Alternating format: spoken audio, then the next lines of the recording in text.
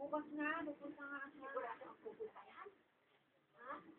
Ano sabi sa'yo? Gusto ko yung magpakati kasi Tama nga, gusto pa na dito kayo eh.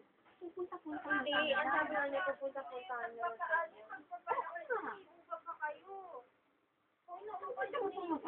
Mo pa lang? Hindi ka ipunin niya, ibigay sa iyo. Pinapapunta naman siya dito. Oo nga. Ano sinabi mo ipagpatuloy doon? Sabi ko na nga yun eh. Basta mag-ano sila mag-post. Sabi ko, kapag siya mag-ayos yung... Ano? Basta umisa kayo.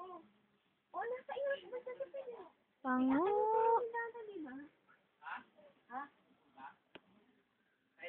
Amo. Sigurado kang pupunta. Kasi bukas na nagawa eh. Okay na Basta pupunta. text na daw ako. Wala. Hindi pupunta.